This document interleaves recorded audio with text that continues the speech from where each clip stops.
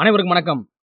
நாம் தமிழர் கட்சியினுடைய ஒருங்கிணைப்பாளர் சீமான் அவர்களுடைய நேற்றைய செய்தியாளர் சந்திப்பு. தமிழகத்தினுடைய முன்னாள் முதலமைச்சர்களான பேரறிஞர் பெருந்தகை அண்ணா அவர்களை பற்றியும், இதய தெய்வம் புரட்சித் தலைவர் எம்ஜிஆர் அவர்களை பற்றியும் தரக்குறைவாக பேசியிருக்கிறார் நாம் தமிழர் கட்சியினுடைய ஒருங்கிணைப்பாளர் சீமான் அவர்கள். அனைத்து இந்திய அண்ணா திராவிட முன்னேற்ற கழகத்துடைய அடிமட்ட தொண்டன் என்கின்ற முறையில கண்டனத்தை தெரிவித்துக் கொள்கிறோம். அதற்கு அவர் மன்னிப்பு கேட்டே ஆக வேண்டும். சீமான் அவர்களுக்கும் விஜய் அவர்களுக்கும் இருக்கக்கூடிய அந்த அரசியல் போட்டியில விஜய் அவர்களுடைய கருத்திற்கு எதிர்கருத்து சீமான் அவர்கள் தெரிவிக்கட்டும், இல்ல சீமான் அவர்களுடைய கருத்திற்கு எதிர்கருத்து விஜய் அவர்கள் தெரிவிக்கட்டும். உங்கள் இருவருக்கும் இடையேயான அந்த அரசியல் விளையாட்டுக்கு எங்களுடைய தலைவர்கள் தான் கிடைச்சாங்களா? வார்த்தையில் கவனமாக பேசிக் கொள்ள வேண்டும் சீமான் அவர்களே. அனைத்து இந்திய அண்ணா திராவிட முன்னேற்ற கழகம் இப்படி பிளவுபட்டு பிரிந்து தொடர் தோல்வியில இருந்தா வர்றவன் போறவன் எல்லாரும் தான் விமர்சனம் பண்ணுவான். இதற்கெல்லாம் காரணம் யாரு? எடப்பாடி பழனிசாமி அவர்கள் தானுங்க. ஒன்றாக இருந்த இயக்கத்தை துண்டுபடுத்தி மேலும் பல துண்டுகளாக பிரித்து இன்னைக்கு அதிமுகவை பல இடங்கள்ல அதிமுக அப்படின்ற கட்சி இருக்கா அப்படின்னு கேட்கக்கூடிய ஒரு சூழ்நிலைக்கு கொண்டு போனது யாருங்க? எடப்பாடி பழனிசாமி அவருடைய சுயநலம் தானுங்க. இன்னைக்கு அதைத்தானே தொடர்ந்து நம்ம வலியுறுத்தி வர்றோம். ஒன்றுபட்ட அதிமுகவை உருவாக்கணும், நம்ம வலிமையாக இருக்க வேண்டும். நாம் வலிமையாக இருந்தா தான் வரக்கூடிய கூட்டணி கட்சிகள் நம்ம கொடுக்கக்கூடிய அந்த சீட்டை வாங்கிட்டு நம்மளோட கூட்டணியில பயணிப்பாங்க. நம்ம பிரிந்திருந்தோம் அப்படின்னா அவங்க பேரம் பேசுவாங்க. நம்மளுடைய கட்சி கொஞ்சம் கொஞ்சமாக அழிந்து விடும் என்பதை தானே தொடர்ந்து எடப்பாடி பழனிசாமி அவர்கிட்ட வலியுறுத்தி வர்றோம். அவர் செவி கொடுத்து கேட்பது போல தெரியவே இல்லையே. அவரை பொறுத்தவரை அதிமுக அப்படின்னா நான் தான் தலைமை, நான் தான் அதிமுக ஒரு தலைமை, நான் இருக்கிற வரைக்கும் கட்சி இருந்தா போதும், அதற்கு மேல கட்சி எக்கடிக்கிட்டு போனாலும் எனக்கு கவலை இல்லை என்பது போல தான் எடப்பாடி பழனிசாமி அவர்கள் பயணம் பண்ணிட்டு இருக்காரு. இன்னைக்கு 2021 சட்டமன்ற தேர்தலுக்கு முன்பாக ஐயா ஓபிஎஸ் அவர்கள் சொன்னாங்கல்ல, அண்ணன் டிடிவி தினகரன் அவர்களை கூட்டணிக்குள்ள சேர்த்துக்கலாம், 3வது முறையாக நம்ம ஆட்சி அமைச்சரலாம்னு சொல்லிட்டு அன்னைக்கு கேட்கல. அன்னைக்கு ஆட்சியே போச்சு. 2024 ஐயா ஓபிஎஸ் அவர்கள் கடைசி நேரத்து வரைக்கும் 2024 நாடாளுமன்ற தேர்தலுக்கு முன்பாக கடைசி நேரத்து வரைக்கும் ஒன்றுபட்ட அதிமுகவை உருவாக்கணும், நம்ம என்டிஏ கூட்டணி வைக்கணும், மிகப்பெரிய அளவுல ஒரு வெற்றியை பெற்றலாம், மத்தியில தொங்காட்சி விழும் பட்சத்துல உறுதியா மத்திய அமைச்சர்களாக நம்மளுடைய நாடாளுமன்ற உறுப்பினர்களை ஆக்கிடலாம். அதே போல கூட்டணி ஆட்சியில அங்கம் வகிக்கின்ற காரணத்தினால நம்மளுடைய மாநிலத்திற்கு பல நலத்திட்ட உதவிகளை இங்க கொண்டு வந்துடலாம், பல திட்டங்களை இங்க கொண்டு வந்துடலாம்னு சொல்லிட்டு ஐயா ஓபிஎஸ் அவர்கள் சொன்னாங்க. எடப்பாடி பழனிசாமி அவர்கள் கேட்கல. அதனுடைய விளைவு என்னாச்சு? 7 நாடாளுமன்ற தொகுதியில அதிமுக டெபாசிட் இழந்துச்சு, 13 நாடாளுமன்ற தொகுதியில அதிமுக 3ஆம் இடத்துக்கு போயிருச்சு, 2 நாடாளுமன்ற தொகுதியில அதிமுக 4ஆம் இடத்துக்கு போயிருச்சு. இதுதானே எடப்பாடி பழனிசாமி அவர்கள் செய்த சாதனை.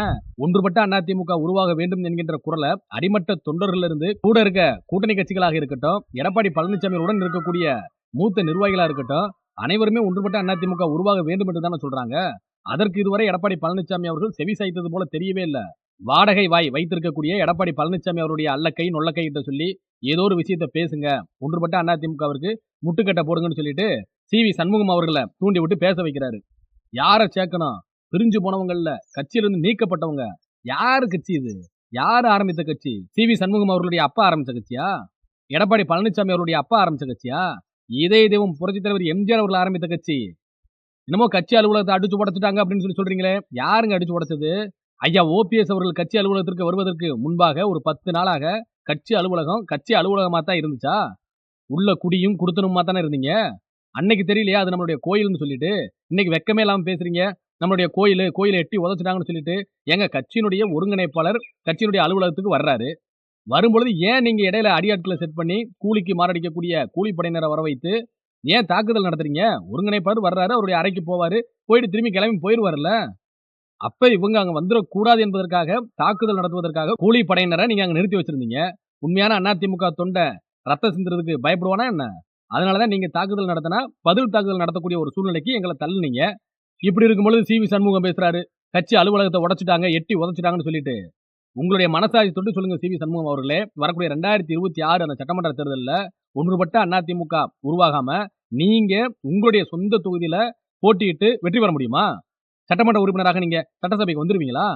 அது உங்க மனசாட்சிக்கு தெரியும். எடப்பாடி பழனிசாமி அவர்கள் கொடுக்கக்கூடிய அந்த பணத்திற்கு நீங்க விலை போய் நீங்க பேசுனீங்க அப்படின்னா, நாளைக்கு உங்களுடைய பிள்ளை வந்து பார்க்கும் பொழுது அனைத்து இந்திய அண்ணா திராவிட முன்னேற்ற கழகம் என்கின்ற ஒரு இயக்கம் இல்லாத ஒரு சூழ்நிலை உருவாகிவிடும். அதுக்கு தான் இன்னைக்கு நாங்க எல்லாம் போராடிக்கிட்டு இருக்கோம். எப்படி மாண்புமிகு இதய தெய்வம் புரட்சித் தலைவி அம்மா அவர்கள் சொன்னாங்களோ, எனக்கு பின்னாலும் இன்னும் எத்தனை நூற்றாண்டுகள் வந்தாலும் அனைத்து இந்திய அண்ணா திராவிட முன்னேற்ற கழகம் என்கின்ற மாபெரும் மக்கள் இயக்கம் மக்கள் பணி ஆற்றிட வேண்டும் என்று சொன்னாங்க. அதற்கு இந்த கட்சி இருக்கணும்ல.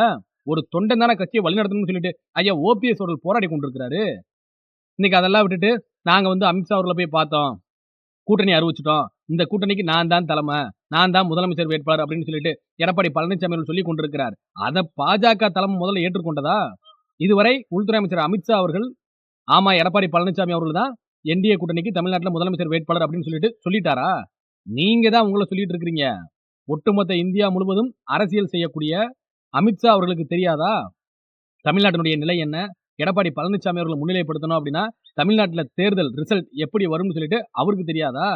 ஆகையினால தான் இன்ன வரைக்கும் அவரு எடப்பாடி பழனிசாமி அவர்கள முன்னிலைப்படுத்தல. அவரு பிளான் பியும் வைத்திருப்பதாக சொல்லப்படுகிறது. உள்துறை அமைச்சர் அமித்ஷா அவர்கள் பிளான் பி ஒண்ணு வச்சிருக்கிறாரு அப்படின்னு சொல்லியே கூட ஒரு செய்தியும் சொல்லப்படுகிறது. எடப்பாடி பழனிசாமி அவர்கள் கடைசி நேரத்துல தேர்தல் நெருங்கக்கூடிய வேளையில 2026 ஜனவரி, பிப்ரவரி அந்த மாதத்துல நம்மளுடைய கூட்டணியை விட்டு வெளியில போனாலும் போயிருவாரு. ஆகையினால நம்ம மாற்று ஏற்பாடுக்கும் தயாராக இருக்க வேண்டும் என்பதுல உள்துறை அமைச்சர் அமித்ஷா அவர்களும் தமிழக பாஜகவினரும் ரொம்ப தெளிவா இருக்கிறாங்க அப்படின்னு தான் சொல்றாங்க. 2024 நாடாளுமன்ற தேர்தலுக்கு முன்பு எடப்பாடி பழனிசாமி அவர்கள் பாஜகவுடைய கூட்டணி விட்டு வெளியில போனாரு. அதனால யாருக்கு லாஸ்? ஐயா ஓபிஎஸ் அவர்கள் கடைசி நேரத்து வரைக்கும் தேர்தலுக்கு முன்பாக 2024 நாடாளுமன்ற தேர்தலுக்கு முன்பாக ஒன்றுபட்ட அதிமுக உருவாகிவிட வேண்டும். என்டிஏ கூட்டணியில் நம்ம அங்கம் வகிக்க வேண்டும். மத்தியில கூட்டணி ஆட்சி வரும் பட்சத்துல நம்மளுடைய நாடாளுமன்ற உறுப்பினர்கள் மத்திய அமைச்சராக இருப்பாங்க. அதை வைத்து நம்முடைய மாநிலத்திற்கு தேவையான அத்தனை திட்டங்களையும் கொண்டு வரலாம்னு சொல்லிட்டு ஐயா ஓபிஎஸ் அவர்கள் எவ்வளவோ போராடினாரு. அதை தட்டி கழிச்சிங்க. ரிசல்ட் என்ன வந்துச்சு? 7 நாடாளுமன்ற தொகுதியில டெபாசிட் போச்சு. 13 நாடாளுமன்ற தொகுதியில அதிமுக 3ஆம் இடத்துக்கு போயிருச்சு. 2 நாடாளுமன்ற தொகுதியில 4ஆம் இடத்துக்கு போயிருச்சு. இதுதானே எடப்பாடி பழனிசாமி அவர்கள் சாதித்தது. வேற என்ன சாதிக்க போறீங்க? ஒன்றுபட்ட அதிமுக உருவாக வேண்டும் என்று சொல்லி கட்சியினுடைய மூத்த தலைவர், புரட்சித் தலைவர் அவருடைய காலத்து அரசியல்வாதி, முன்னாள் அமைச்சர் மாண்புமிகு அண்ணன் கே.ஏ. செங்கோட்டையன் அவர்கள் பேசுறாங்க. பிரிந்திருக்கக்கூடிய தலைவர்களை ஒன்று சேர்க்க வேண்டும், அமைதியாக இருக்கக்கூடியவர்கள் கட்சிக்குள்ளாக வர வேண்டும் சொல்லி சொல்றாங்க.